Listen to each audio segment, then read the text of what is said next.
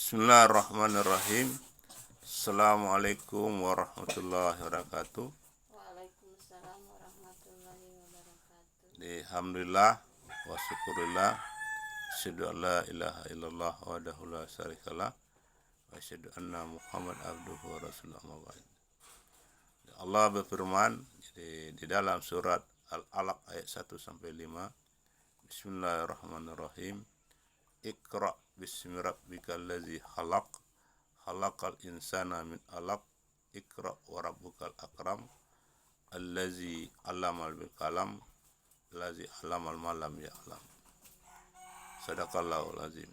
Artinya, bacalah dengan menyebut nama Allah, nama Tuhanmu yang telah menciptakan kamu dari segumpal darah. Bacalah Tuhanmu yang maha mulia, yang mengajarkan manusia dengan pena, kemudian mengajarkan apa-apa yang mereka tidak tahu. Alhamdulillah, jadi kita lanjutkan kajian sains tauhid dan studi sejarah kita pada subuh hari ini. Ya, jadi kita pada kali ini mengamati metode kita dalam membaca Al-Quran. Al-Quran adalah wahyu terakhir dari Allah SWT untuk umat manusia yang diturunkan kepada melalui Nabi Muhammad SAW. Ya. Dan surat yang saya baca tadi adalah surat yang pertama kali diturunkan oleh Allah Subhanahu wa taala kepada Nabi Muhammad SAW. Nah, pertanyaan menarik muncul di dalam diri kita sendiri. Selama ini sejak Al-Quran diturunkan sampai hari ini, ya sudah berjarak 1400 tahun. 1400 tahun atau 14 abad yang lalu. Ya, pada abad ke-7. Nah, sekarang sudah abad ke-21. Nah, kita selalu membaca Al-Quran, apalagi di bulan Ramadan ini, bahkan dengan menggunakan tadarus dengan pengeras suara, ya, sampai jam 11 sampai jam 12. Tapi ada pertanyaan kita, kenapa kita banyak, bahkan habis Quran juga, kenapa kita banyak membaca Al-Quran, tetapi nasib kaum muslimin, ya, seperti yang terjadi di Palestina, terjadi di Rohingya, terjadi di Uyghur, bahkan di Indonesia sendiri, sebagai negara yang mayoritas Islam, tapi kita hidup dalam keterpurukan, kita hidup dalam kemiskinan, kita jauh dari kemajuan. Nah, dari hasil penelitian kami kita menemukan bahwa, ya, kita membaca Al-Quran yang pertama hanya membaca saja. Kita tidak tahu apa yang kita baca. Kebaikan kita hanyalah kebaikan sederhana. Ya, inilah yang menyebabkan kita, kenapa kita sangat sulit mengalahkan penjajah Belanda yang sudah menjajah kita 300 tahun, 3 lebih, padahal Al-Quran ada di tangan kita. Itu. Nah, yang kedua itu pertama, ya, kita membaca Al-Quran, ya, hanya membacanya saja. Karena kita tidak tahu artinya apa yang kita baca. Jadi memang kita mendapatkan kebaikan, tapi kebaikan yang kita dapatkan hanya sedikit, ya, sekedar ibadah umum, ya, sekedar ibadah umum.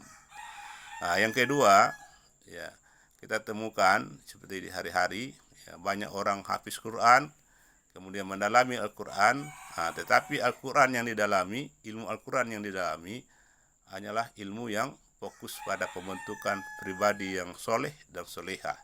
Artinya ada bagaimana memotivasi kita umat Islam untuk menjadi insan yang bertakwa secara pribadi dan keluarga dan masyarakat. Artinya bagaimana meningkatkan keimanan, ketakwaan kita kepada Allah Subhanahu wa taala melalui syariat Islam yang diajarkan oleh Allah Subhanahu wa taala melalui Nabi Muhammad sallallahu alaihi wasallam. Seperti yang bagaimana kita taat beribadah, salat 5 waktu, berpuasa, zakat, ya, seperti itu. Jadi kita pada level kedua ini sudah lebih tinggi, tetapi baru sebatas dalam konteks bagaimana meningkatkan perilaku ibadah kita dalam kehidupan sehari-hari agar kita bisa menjadi orang-orang muslim yang beriman dan bertakwa kepada Allah seperti pada bulan Ramadan ini. Harus sampai di situ. Nah, belum ada pembacaan yang lebih jauh, ya. Nah, sementara Itulah sebabnya belum ada pembacaan-pembacaan yang lebih jauh bagaimana mengembangkan Al-Quran ini agar bisa digunakan untuk mengatasi mengatasi ancaman dan tantangan kehidupan kita sehari-hari secara akademik, kemudian membantu orang-orang kafir, ya, umat Yahudi, ya, orang Kristen, orang Hindu, orang Buddha secara akademik, ya, karena mereka itu sama dengan kita, sama-sama memiliki ancaman dan tantangan kehidupan. Nah, yang selama ini yang kita kembangkan dari Al-Quran itu baru pada level bagaimana meningkatkan kesolehan, ya, individu, kesolehan keluarga, dan kesolehan masyarakat Islam secara internal. Dan belum ada pengembangan pembacaan Al-Quran yang lebih jauh, bagaimana menggunakan Al-Quran sebagai metode berpikir akademik yang bisa digunakan untuk mengatasi, ya, ancaman, tantangan, dan kesulitan hidup yang dihadapi oleh umat Islam secara internal, dan kemudian bisa pula digunakan untuk membantu orang-orang kafir mengatasi ancaman, tantangan, dan kesulitan hidup yang mereka hadapi secara akademik pula. Nah, inilah sebabnya menurut kenapa agama Islam ini sudah berkembang 1400, tetapi kita selalu menjadi korban dari ketidaktahuan orang Islam kepada Islam itu sendiri dan ketidaktahuan orang kafir kepada Islam itu sendiri.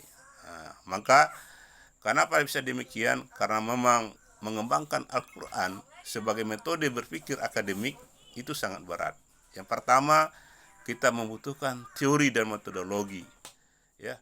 Yang ketiga, kita membutuhkan pendalaman, penelitian, riset yang mendalam, bagaimana bisa memahami berbagai literatur dari berbagai peradaban, sehingga kita bisa memahami peradaban-peradaban di luar Islam dengan menggunakan Al-Quran secara akademik, sehingga kita bisa membantu mereka dalam mengatasi masalah mereka secara akademik.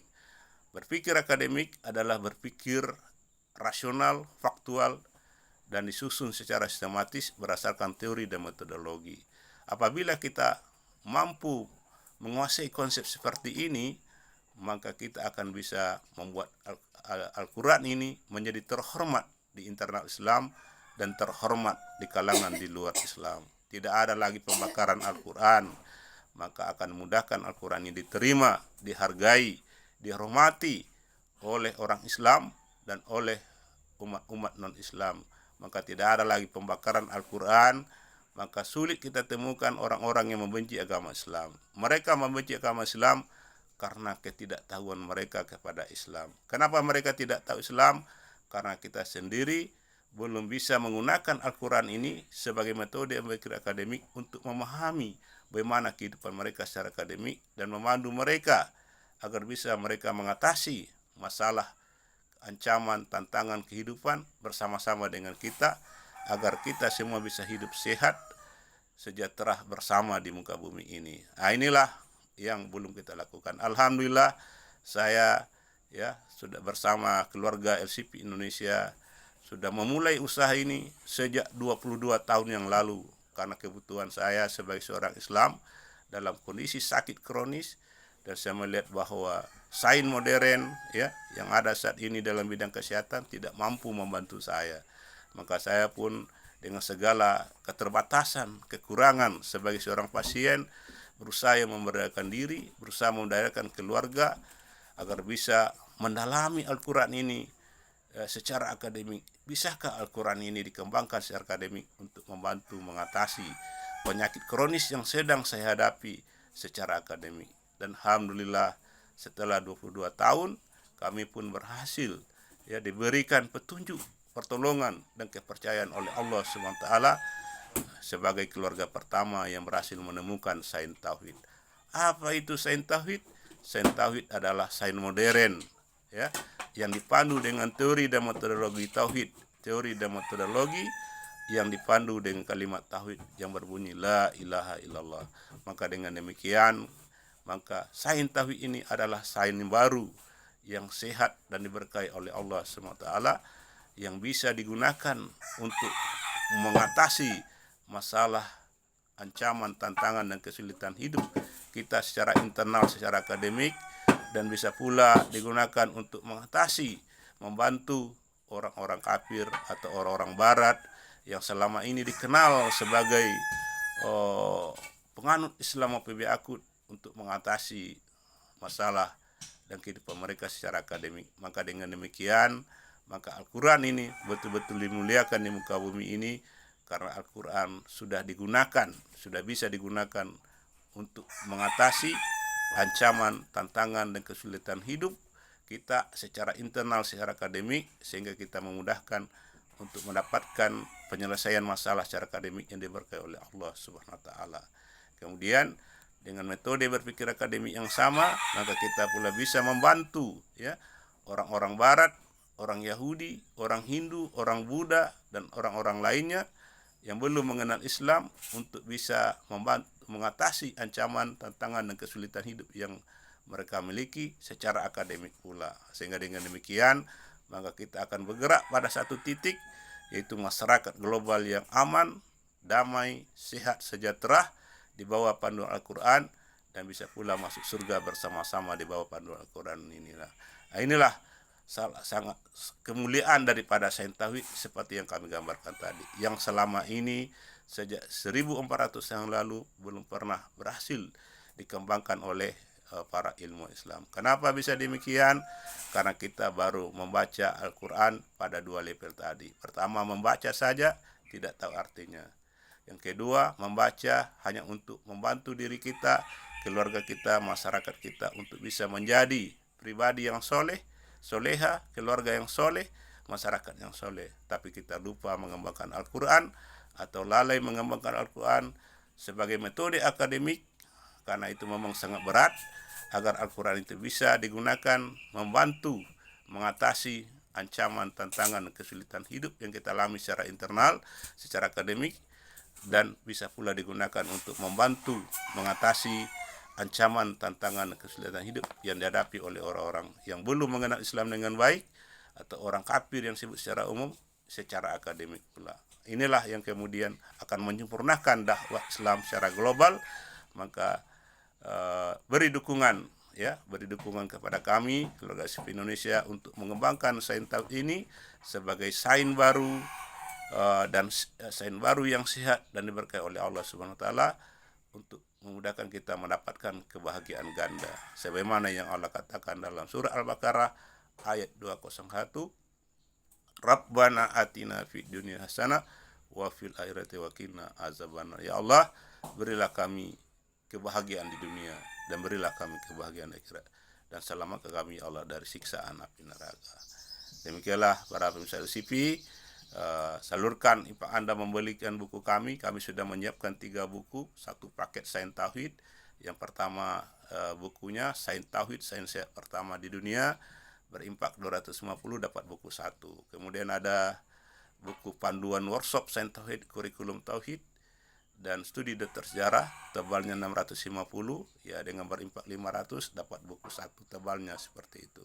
Kemudian yang ketiga adalah panduan dokter sejarah dalam mengatasi stres, depresi, COVID-19, perang Ukraina, perang nuklir, dan perang dunia ketiga.